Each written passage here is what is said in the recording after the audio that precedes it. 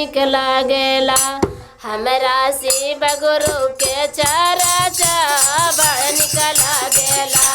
हमरा शिव गुरु के चर्चा बड़ निक लागेला। सासू के भेजबै खेत खरिहन ने हम जेबै शिव चर्चा बड़ निक लागेला। हमरा शिव गुरु के चर्चा बड़ निक लागेला। हमरा शिव गुरु के चर्चा बड़ निक लागेला।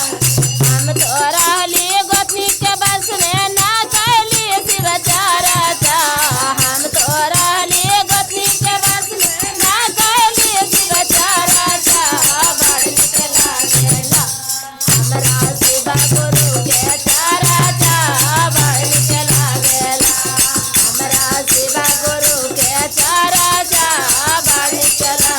गोतनी के भेजबै भानसा में हम जेबै शिव चर्चा। गोतनी के भेजबै भानसा में हम जेबै शिव चर्चा बड़ निक लागेला। हमरा शिव गुरु के चर्चा बड़ निक लागेला। हमरा शिव गुरु के चर्चा बड़ निक लागेला। हम तो रहली ननद के बस में ना कैली शिव चर्चा। हम तो रहली ननद के बस में ना कैली शिव चर्चा बड़ निक लागेला। हमरा शिव गुरु के चर्चा बड़ निक लागेला।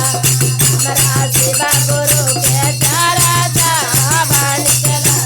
ननद के कर में गौना हम जेबो शिव चर्चा।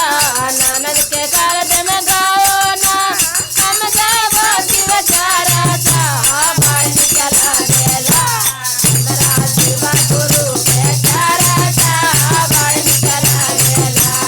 हमरा शिव गुरु के चर्चा बड़ निक लागेला। हम तो रहली देवर के बस में ना कैली शिव चर्चा। हम तो रहली देवर के बस में ना कैली शिव चर्चा बड़ निक लागेला।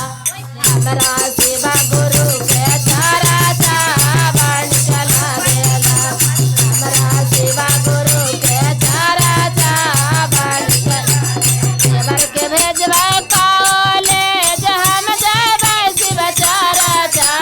देवर के भेजबै कॉलेज हम जेबै शिव चर्चा बड़ निक लागेला। हमरा शिव गुरु के चर्चा बड़ निक लागेला। हमरा शिव गुरु के चर्चा बड़ निक लागेला। हम तो रहली पति के बस में ना कैली शिव चर्चा। हम तो रहली पति के बस में ना कैली शिव चर्चा बड़ निक लागेला। हमरा शिव गुरु के चर्चा बड़ निक लागेला। हमरा शिव गुरु के चर्चा बड़ निक लागेला।